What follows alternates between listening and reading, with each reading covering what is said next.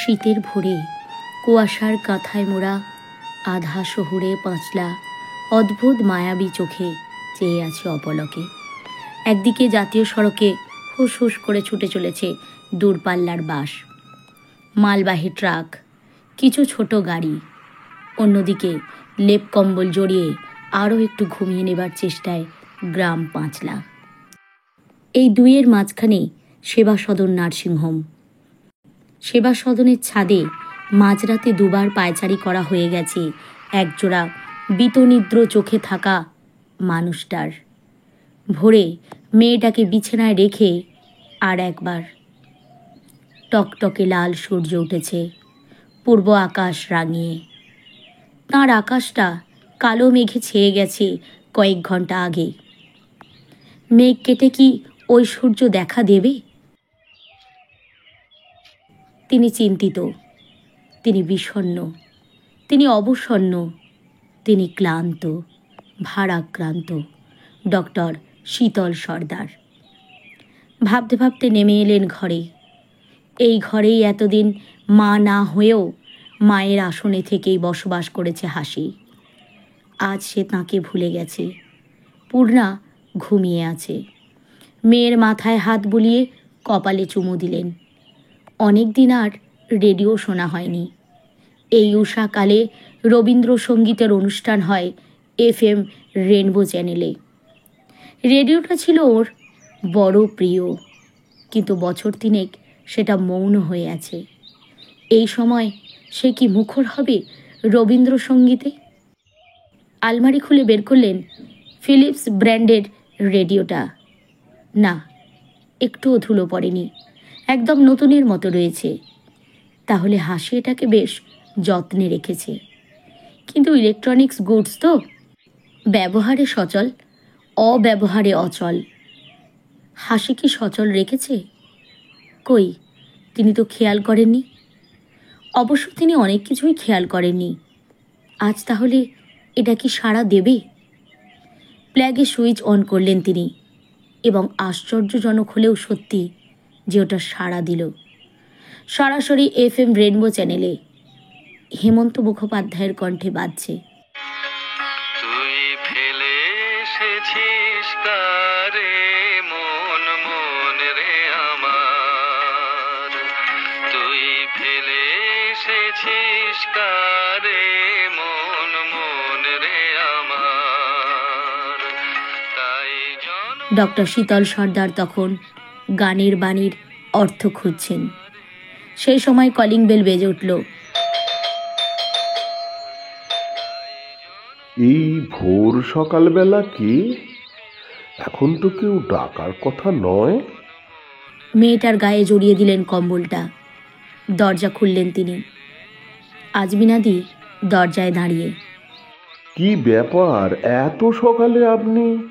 Sir, emergency ওয়ার্ডে একটা patient এসেছে বুকের পেইন নিয়ে। ডক্টর ভৌমিক নেই? এই মাত্র বেরিয়ে গেলেন, তারপরেই এসেছে। আমাকে না বলেই বেরিয়ে গেলেন? সবাই মাথায় উঠবে তাহলে। স্যার, ডক্টর ভৌমিকের কাল নাইট ডিউটি ছিল না, আপনার ছিল। অল্টার করে দিয়েছেন আপনি। ও, আর ডক্টর গোস্বামী?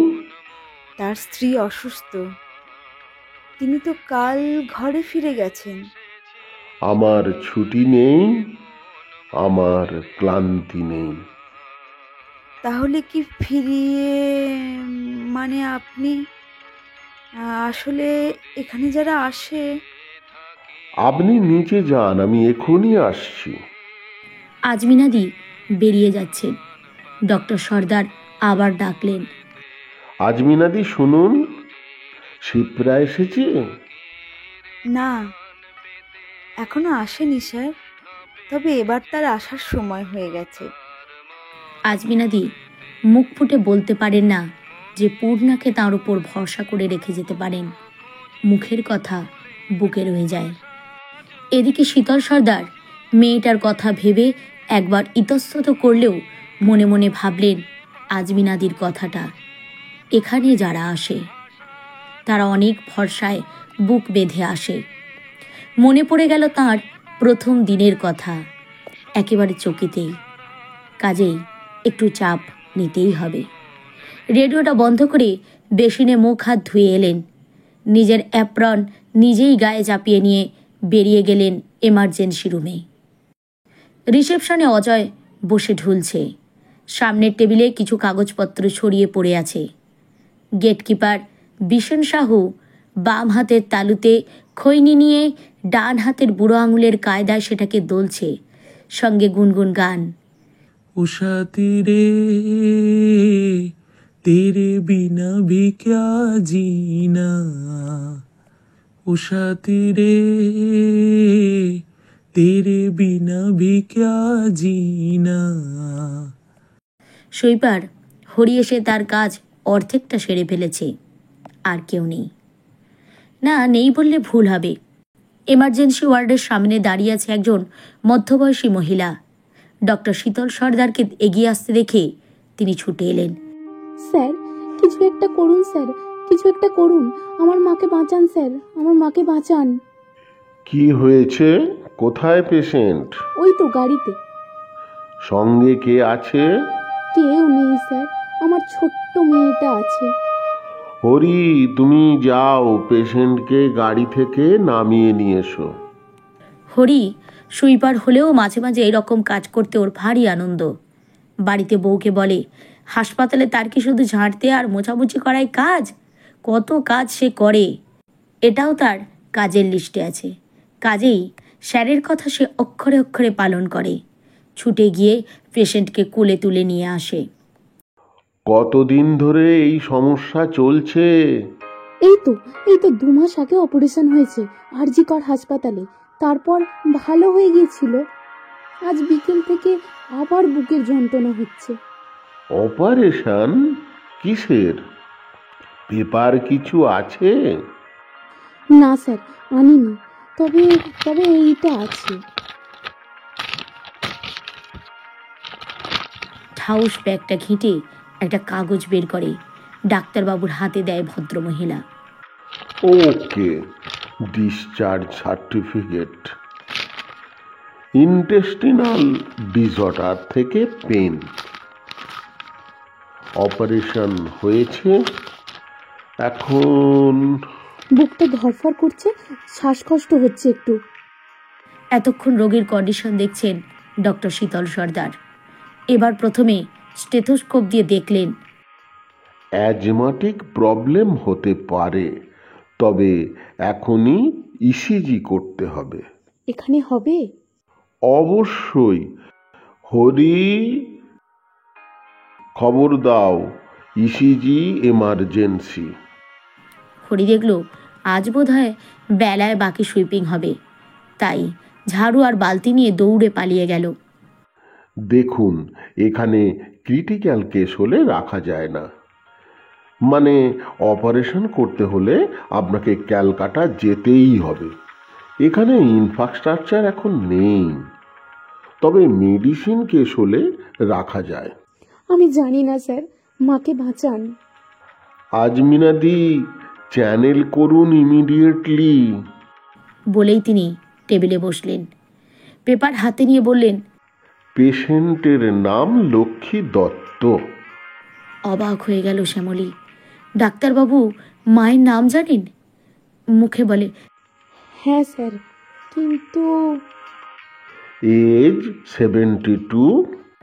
আশ্চর্য, মায়ের বয়সটাও জানেন? কি হচ্ছে কিছুই বুঝতে পারে না ভদ্রমহিলা। বাড়ি বাড়ধলপুর। আপনার নাম? শ্যামলী বাগ। রিলেশন মানে লক্ষ্মী দত্তের কে আপনি? বড় মেয়ে। একটা কথা বলি, আপনি এত সব জানলেন? পেশেন্টের ইসিজি হোক দেখি। আপাতত এই ইঞ্জেকশনটা দিলাম, এই সিচুয়েশন ওভার হয়ে যাবে। তিনি সব কিছু লিখে দিয়ে চলে যাবার সময় শ্যামলের দিকে চেয়ে বললেন, আপাতত ওয়াচ করতে হবে, আপনি এখানে থাকুন। বাড়িতে কেউ থাকলে আসতে বলতে পারেন। আজমিনাদি, প্লিজ কুইক রেডি করুন। বলেই তিনি বেরিয়ে গেলেন। যে ইঞ্জেকশন লিখলেন ডক্টর শীতল সর্দার, সেটা আনল রিসেপশন ডেস্কের অজয়। ইঞ্জেকশন দিয়ে আজমিনাদি বললেন, ভয় নেই, আপনার ভগবান আমার আল্লাহ সাক্ষাৎ চিকিৎসা করছেন। যতবার যে যে অসুবিধা হবে সব ঠিক ঠিক বলবেন, বাকিটা উনি দেখবেন। ইঞ্জেকশন দেয়া হয়েছে। শ্যামলী এখন মায়ের পাশে বসে আছে। খিচুড়ির ভাবটা কমে এসেছিল একটু আগেই, সেটা আর নেই, কিন্তু এখন লক্ষ্মী ভুল বকছে। মুখ দিয়ে অনবরত ফেনার মতো লালা ঝরছিল, সেটাও বন্ধ হয়েছে। মেয়েকে লক্ষ্মীর কাছে বসিয়ে রেখে শ্যামলী বাইরে আসে। তখন সকাল হয়েছে, বাইরে লোকজনের আনাগোনা শুরু হয়েছে। ফোনটা বের করে ভাবছে ভাইকে একটা ফোন করবে, কিন্তু মায়ের এই অবস্থা শুনে যদি কিছু বলে, বলুক, খবরটা দেওয়া দরকার। ফোন করে ও।